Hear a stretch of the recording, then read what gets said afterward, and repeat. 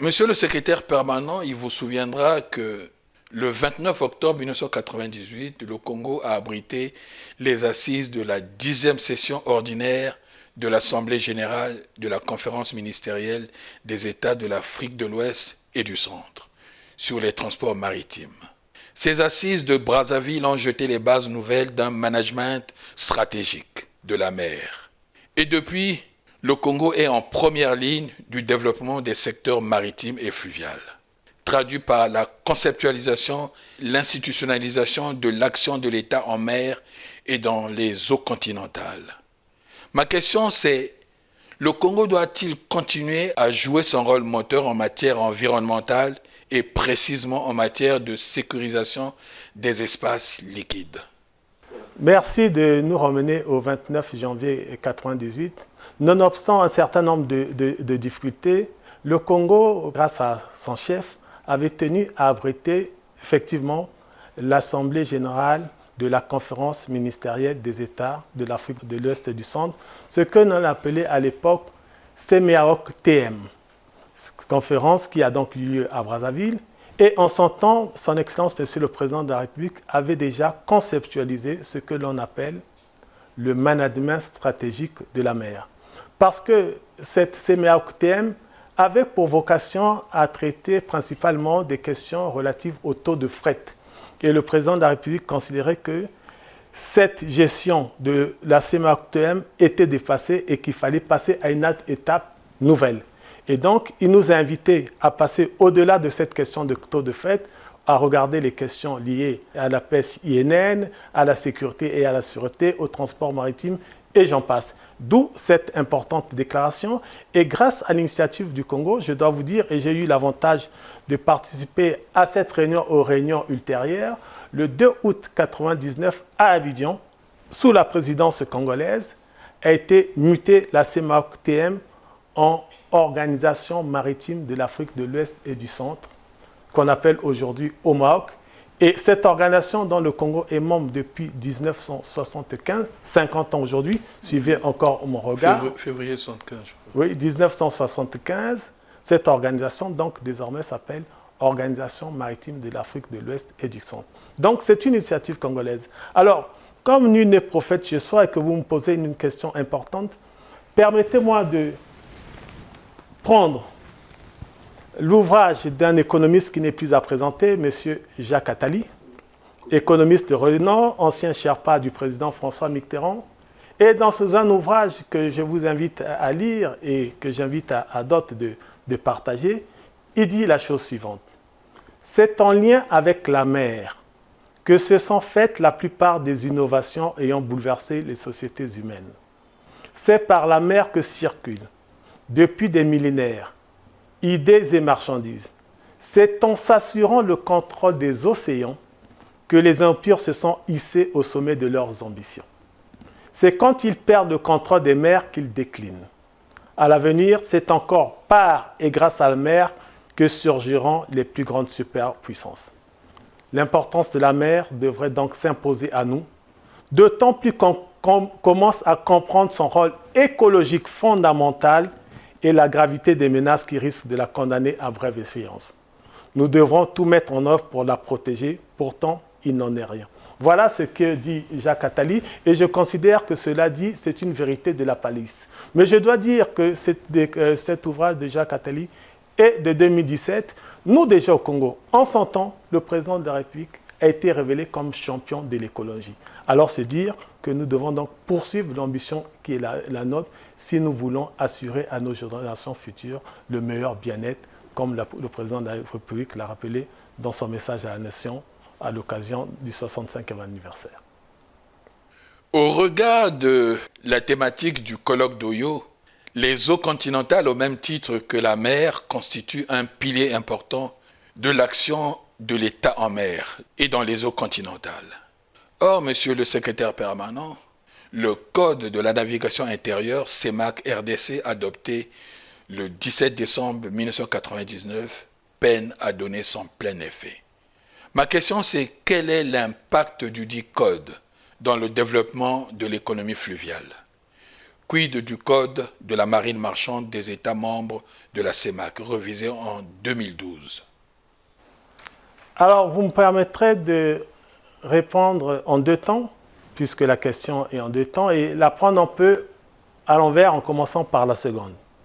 J'ai eu l'avantage d'être président des experts du Congo pour la révision du Code communautaire de la marine marchande, code révisé à Brazzaville le 22 juillet 2012.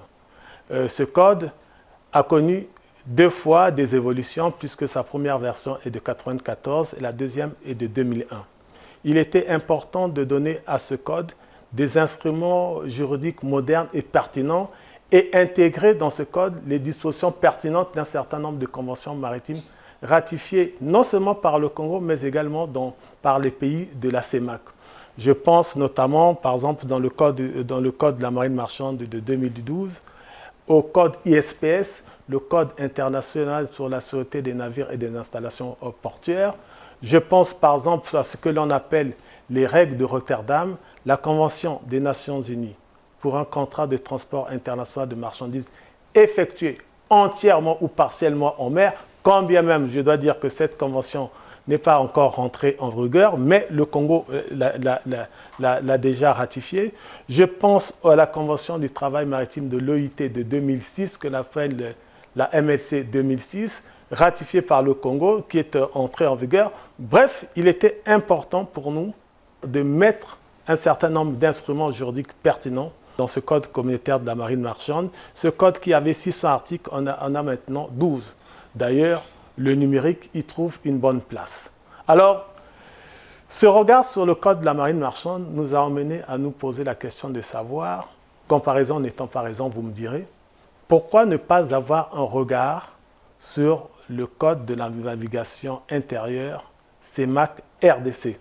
Je signale au passage que la République démocratique du Congo n'est pas membre de la CEMAC, mais les deux Congos partagent un grand fleuve, d'où l'intérêt de trouver les meilleures voies et moyens d'une harmonisation des règles de navigation, d'une harmonisation des règles de sécurité dans nos eaux.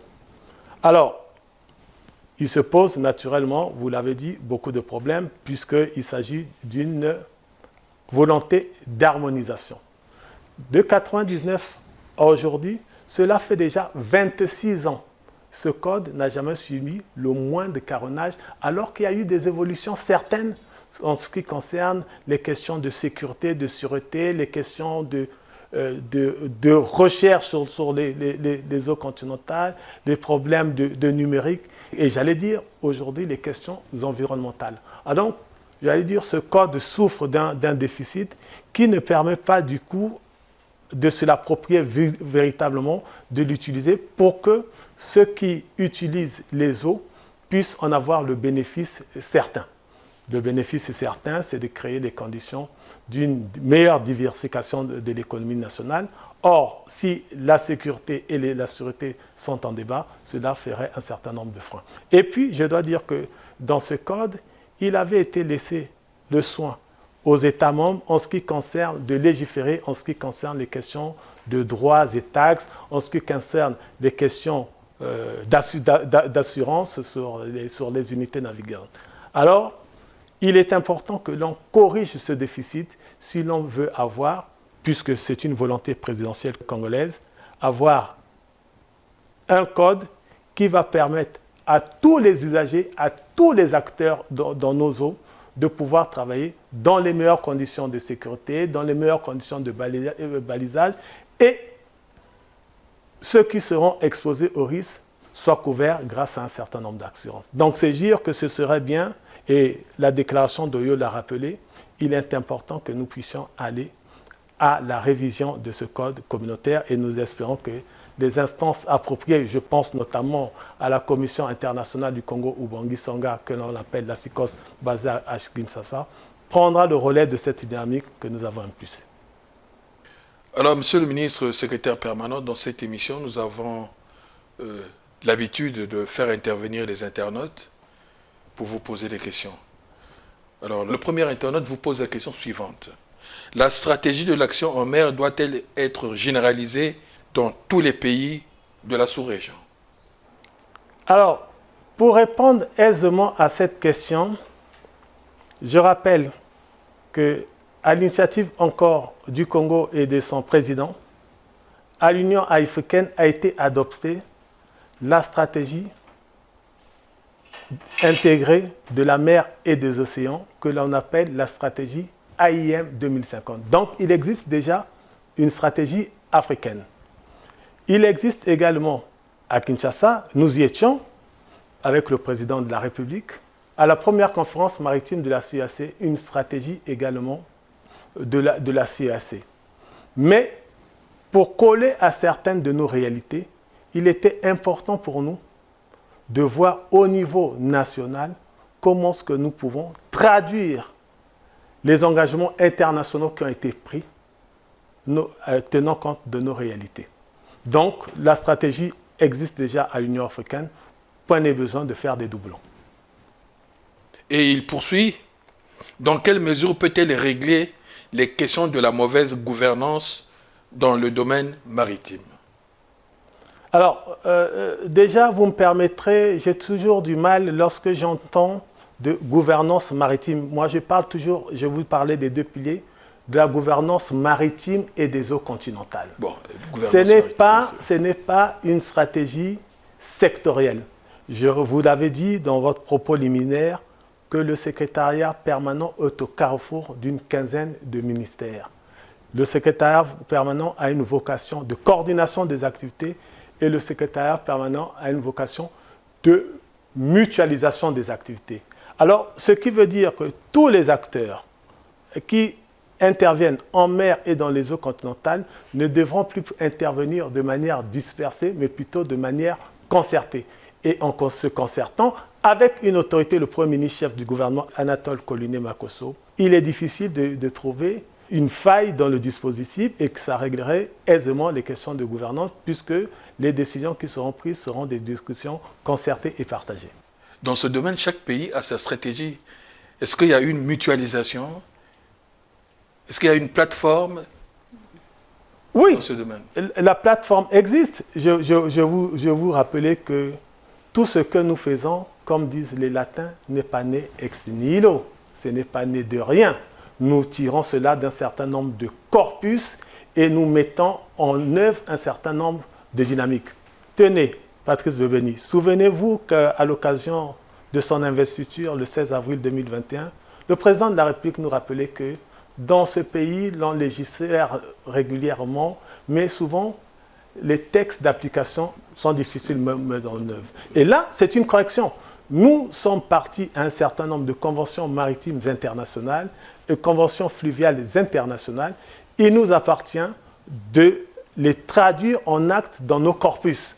Et à ce moment-là, nous serons en harmonie avec ce qui est décidé au niveau sous-régional, régional et international.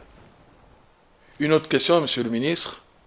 Quel système de financement doit-on mettre en place pour le fonctionnement des structures de gestion et de coordination de la sûreté maritime en Afrique centrale? Oui, il reste en Afrique centrale parce que je pense que notre internaute a compris qu'il y a une volonté de rechercher les voies et moyens de financer l'action de l'État en mer au niveau international. L'Organisation maritime de l'Afrique de l'Ouest et du Centre a engagé une réflexion dans ce sens. Gageons que la CEMAC le fera également. Mais, si vous me permettez, le 23 août 2024, le Premier ministre chef du gouvernement a pris un décret sur le financement de l'action de l'État en mer et dans les eaux continentales au Congo. Nous restons optimistes qu'à l'occasion de la loi de finances 2026, la mise en œuvre de ce financement sera effective et réglera par conséquent les problèmes qui sont pendants. Je suis d'accord avec cet internaute sur la question du financement pour simplement dire pas de financement, pas d'action de l'État en mer et dans les eaux continentales. Pas de moyens, difficile de répondre aux sollicitations qui sont les nôtres. Quand vous avez dit ça, vous avez terminé. Oui, je n'en dis pas plus puisque je vous ai dit qu'il y a un certain nombre de travaux qui sont en cours pour pouvoir mettre en œuvre le décret pris par M. le Premier ministre et chef du gouvernement le 23 août 2024.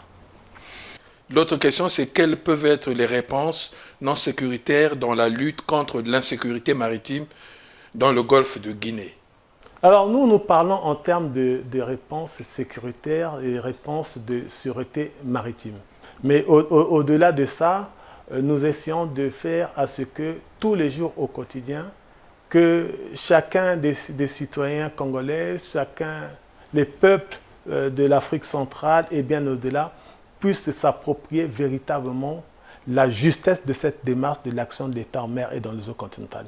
Je rappelle que notre pays est dans une zone que l'on appelle le golfe de Guinée, une zone qui est soumise à de gros enjeux, une zone qui est soumise à la convoitise, et un certain nombre de dispositifs, je disais, sont mis en place, comme celui du CRESMAC. Un certain nombre de zones sont mises en place au niveau de la CEAC. Je parle dans le cas du Congo, la zone A en Angola, qui devrait être opérationnelle courant ce mois. Et ce sont les réponses techniques, matérielles et financières qui devront être apportées. Et l'autre internaute vous demande, pensez-vous honnêtement que dans notre pays, les autorités mesurent à leur juste valeur l'importance des eaux maritimes et continentales? Je pense que la création du secrétariat permanent répond aisément à cette préoccupation. Je dois dire que déjà, le secrétariat permanent n'est pas simplement une vue de l'esprit. Je pense que les observateurs attentifs voient les actions qui sont menées au quotidien pour apporter des réponses concrètes aux difficultés quotidiennes que rencontrent tous ceux qui empruntent la mer ou qui ont des intérêts. Vous avez un exemple? Oh, exemple. Enfin, des exemples ou un exemple Ben, écoutez, les exemples, c'est simplement vous dire le renforcement de nos capacités sécuritaires. Ce sont des exemples, mais vous ne me demanderez pas de vous les quantifier.